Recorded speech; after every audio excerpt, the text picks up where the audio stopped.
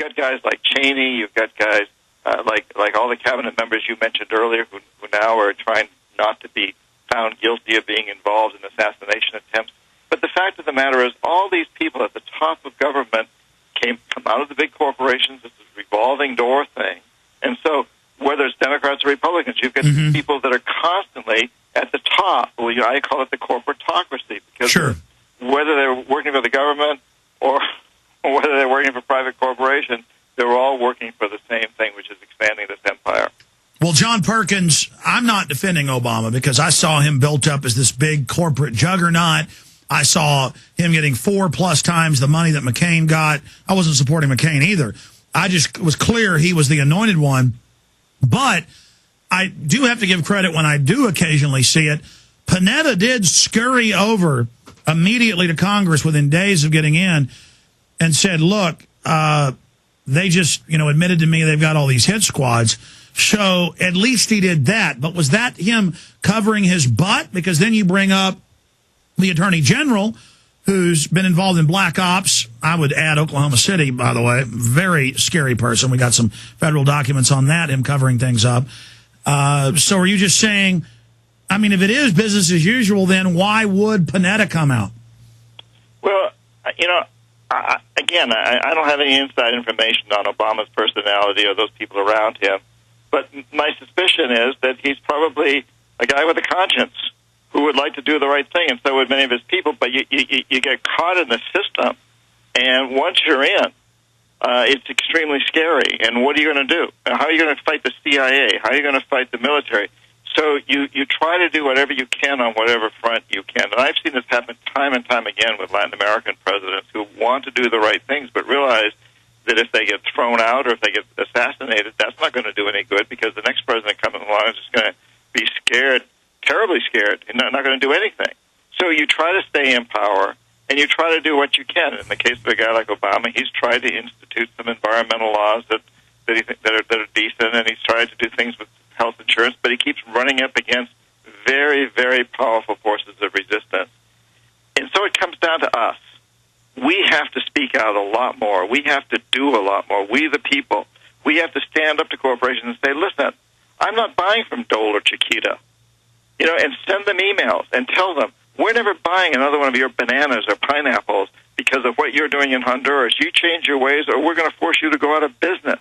And I'll tell you what, if enough of us do that, they'll have to change their ways. If enough of us stop buying Nike and send them emails and saying, we're not buying from you because you get sweatshops in Indonesia, and instead we buy from sweatshop-free organizations and send them emails and tell them why, eventually Nike's going to have to change its ways. And so I do agree with you that responsible consumerism is one of the strongest tools we've got. That's why these monopoly men want to create nothing but cartels where we don't even have a choice.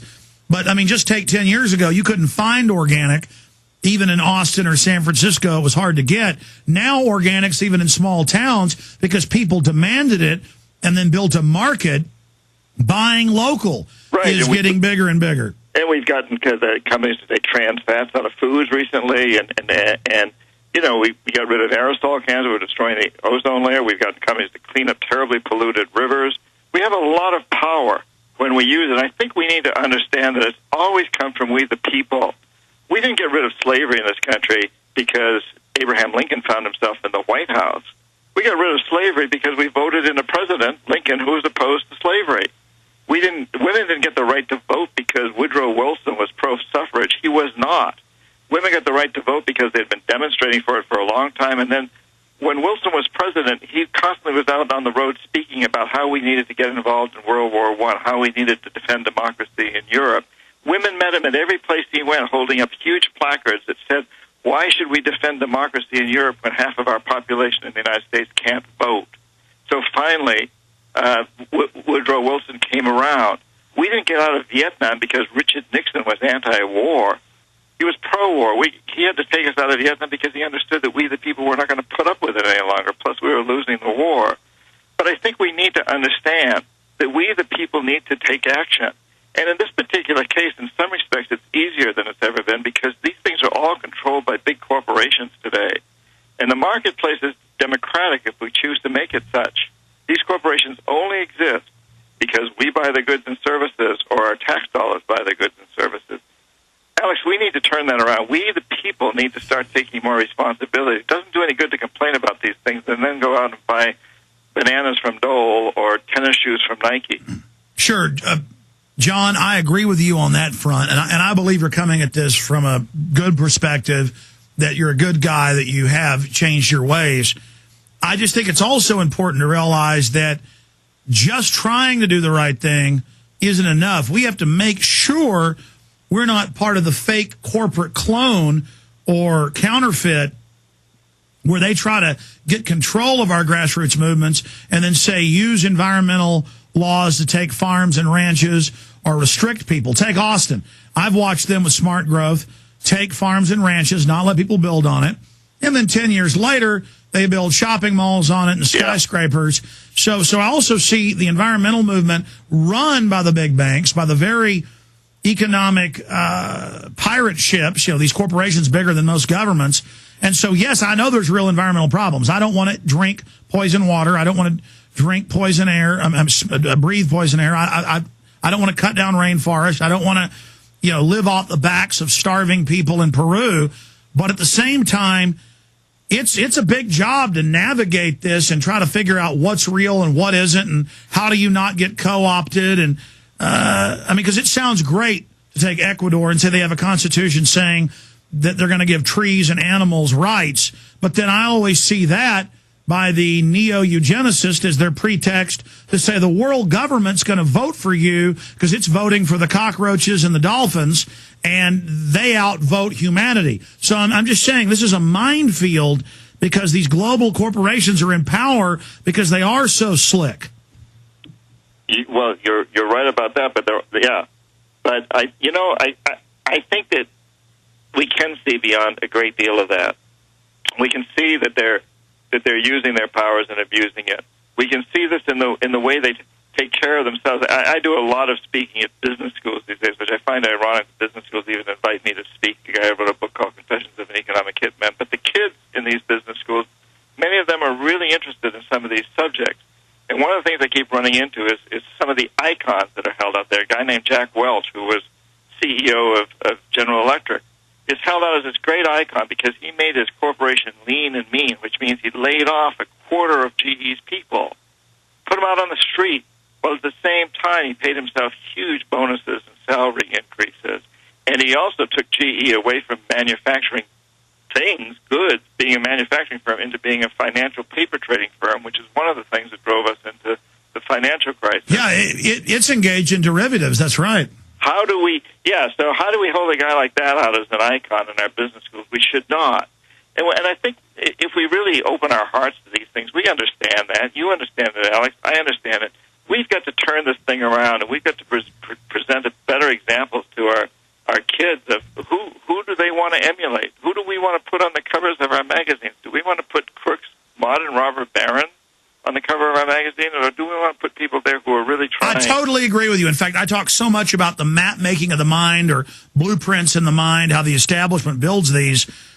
And I'm not saying Michael Jordan or Tiger Woods or somebody shouldn't be on the cover of something, or Brock Lesnar of Ultimate Fighting. But when this country was the jewel in the crown of the Renaissance, the stars were inventors and scientists and humanitarians and people that stood up against corruption.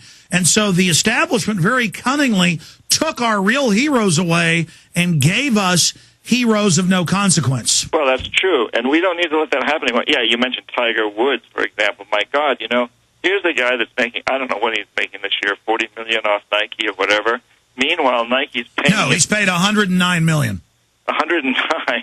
Well, meanwhile, Nike's paying its workers in Indonesia that make all the things that Michael Jordan is advertising sub-living standard wages. These people are living almost like slaves, and that's well documented. Yeah. So, why doesn't Tiger Woods, if he wants to be our hero, he doesn't need to hit any more golf balls. What he needs to do is say, listen, I'm not going to let Nike get away with this anymore. I'm going to speak out, or I'm going to advertise some other company, and I'll do it for free. Some company that's paying their that would revolutionize the world. But see, Tiger Woods, the only reason I know about this is I've looked into him and I heard the number on the radio, on Fox News Radio. They announced his $100+ million contract, and that's just Nike, not counting this watch and that shirt. And I guess all of us have to not buy it while they do that. But Tiger Woods has been interviewed how he isn't involved in any politics, in any policies, in any charities, really, except for some charity for college dealing with golf. He thinks it's a moral thing that he's not involved. He thinks it's like a good thing, and the corporations just worship him because he is cold-blooded. And I can't imagine having $100 million a year based on people dying of diseases in sweatshops in these horrible malaria-infested camps and maquiladoras. I mean, and I'm not some goody two-shoe. I mean, I'm a pretty hard-nosed guy, but yeah, Tiger Woods could become a mega icon. His life would have real value. Instead, it's this hollow crap of hitting a golf ball. You're absolutely right, John. It's sickening.